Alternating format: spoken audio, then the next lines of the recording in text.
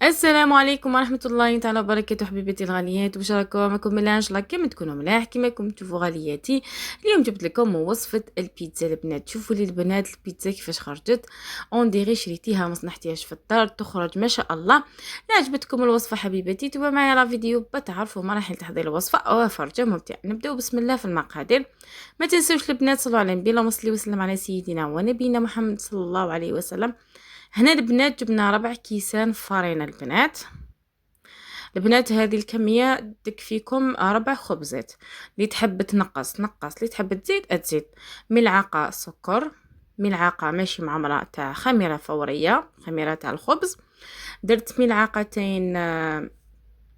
ملعقتين لحظة حليب غبرة، ولا طموها بالحليب، عندكم اختيارا، يا طموها بالحليب ولا ديروا لها ملعقتين لحظة البنات. ودرت ملعقة صغيرة ملح. والبنات هنا الزيت نسيتو كامل، حتى درت الماء بعد فكرت بلي ما درتش الزيت باش راني ندير فيه. نسحقو 6 ملاعق زيت البنات. تقيدوا بالمقادير ومن بعد طموها بالماء يكون دافي. كما قلت لكم لا درتو الحليب لحظة طموها بالماء يكون دافي، ولا ما عندكمش لحظة طموها ديريكت بالحليب. هكذا البنات تولوا طموا هكذا في العجينه حتى تولي لكم عجينه طريه. انا نخليها عجينه طريه تلصق في اليد باش تجيني لاباط بزاف هايله. والبنات ولا ما كنتوش مزروبين البنات ديروها في الليل وطيبوها غدو مذاك، وما تكثروش الخميره تاع الخبز، ديروا غير نصف ملعقه فقط، وديروها تخمر لكم في الثلاجة، ولا ديروها صباح وخدموا بها الحشية، ديروها تاني في الثلاجة. انا كنت مزروبة درتها على ساعة طيبتها. هنا البنات بعد ما هكذا درتها عجينة، قلت لكم عجينة طرية تلصق في اليد ماشي عجينة ناشفة. دوكا نحيتها من الغيسيبيون وراني عجنوها واحد 10 دقائق هكذا، ولا ديروها في البيتخان هكذا عجنوها البنات. ولا كان تلصق لكم في يديكم ديروا يديكم في الزيت وعجنوها هكذا البنات. هاهي ليك دهنت الغيسيبيون بالزيت ودرتها في الغيسيبيون. دوك نغطيها ونخليها تخمر. انا في الصيف عبالكم بالخف تخمر. هاي ليك البنات بعد ما خمرت ليه شوفوها لي. هاي ليك دوكا نقسمها على 4 خبزات. يجوكم 4 خبزات كبار البنات. اللي تحب تنقص في الكمية، اللي تحب تزيد في الكمية. ليسانسيل هادو مقادير مضبوطة. نديرها كنشكلها على شكل 4 خبزات. والبنات فيما يخص صلصة الطماطم، انا دايما نطيب صلصة الطماطم درتها ونخبيها في الكونجيلاتور، كي نسحقها نجبدها.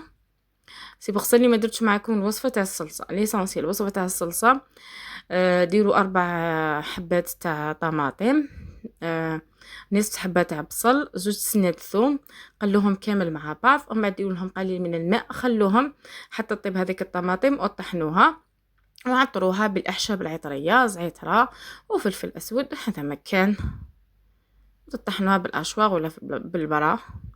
البنات انا نحب دائما صلصه الطماطم نزيد لها الطون تونه، بصح ما نديرش بالزيت. نحب انا تونه بالطماطم هكذا ونخلطو مع هذيك لاصوص. هذه الطريقه غير جربوها تخرج بزاف هايله. والحشو يقعد اختياري، انا كان عندي جبن، كان عندي الفطر، الزيتون، واستعملت تاني وشنو اللحم المفروم. كان عندي قليل من اللحم المفروم درتو. كاين خبزات درت فيهم اللحم المفروم، وكاين اللي ما درتش فيهم على حسب واش يحبوا افراد العائله. كاين اللي يحب نديرها له باللحم المفروم، كاين اللي يحب بالشامبينيون، كل واحد كيفاش يحب. البنات ومن بعد هنا راني نفتح فيها على شكل دائري. انا نفتحوها البنات بسميد تجيكم افضل، ولا بالفارينه كيما تحبوا، بسميد تجيكم مقرمشه تجيكم بنينه. انا فتحت درت لها من تحت الفارينه وفتحتها هكذا البنات، باسكو ديجا ما كانش عندي السميد بصح فتحتها بالفارينه ولف نفتحها بالسميد هكذا البنات على شكل دائري. تساعدكم بزاف هذه الأداة باش تخرج لكم على شكل دائري على حسابها. تكونوا شعلتوا الفرن مقبل، لازم تشعلوا الفرن مقبل، تخلوه يسخن، شعلوه نصف ساعة مقبل باه يسخن لكم بيان باش طيبوا به. ولا عندكم فرن يشعل من الفوق ومن التحت، تخرج لكم البيتزا ولا اروع. هكذا البنات قمتها هكذا كامل. انا درتها رقيقة في ليكوتي برك، اللي خليتها شوية خشينة على الاطراف، ومن بعد نحطها في الصينية. انا الصينية درت لها ورق الطبخ باش ما تلصقليش البنات البيتزا، ولا دهنوا الصينيه بالزيت. البنات شوفوا درت الخبزه تاع البيتزا هكذا في الصينيه، تخلوها تريح واحد 2 دقائق ولا، ومن بعد نبداو نديرو في الطماطم. عاود سقمتها هكذا باش نمدلها الشكل الدائري. ومن بعد البنات تبقاو ديروا لها في صلصه الطماطم، هاي ليك صلصه الطماطم، وديروا لها التوت بالموجود، واش عندكم ديروا. انا واش عندي درت بكم انايا في داري كل واحد كيفاش ياكل، كاين اللي يحب الطون، كاين اللي يحب الشامبينيون، كاين اللي يحب اللحم المفروم، كل واحد واش يحب. صافي كل واحد واش ندلو. ديروا هكذا الصلصه، خلوا الاطراف ما ديروش فيهم هكذا البنات. شوفوا لي البنات، حبيت نمد لكم تتبيره كي ديروا. انا هنايا درت الفطر كي تحكموا تنحوه من البلاره، نحكموه، شلوه، لازم تشلوه، ديروه في صفايه وتشلوه باه نحولو هذوك المواد الحافظه اللي يكونوا في داك الماء. سي بوغ اللي لازم تشلوه باش ديروه باش نديروه فوق البيتزا. هنا درت الزيتون و هكذا البنات درت لها الزيتون هكذا.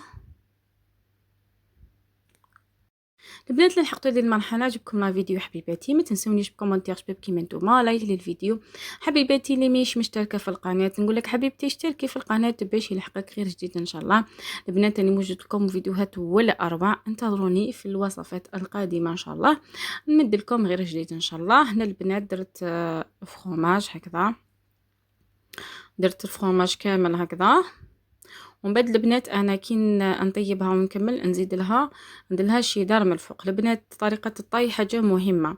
شوفوا اللي عندها كويزينيير ولا فوغ فونتيلي، تحكم تسخن الفوغ ديالها بيان، تحطها كامل من تحت، ومن بعد كي تطبلها من تحت تشعلها من الفوق. واللي عندها الفوغ ديالها يشعل من الفوق ومن تحت من الافضل. هكا البنات شوفوا كيفاش خرجت منفخه منبله، خرجت ولا اروع. في الاخير حبيباتي سلام.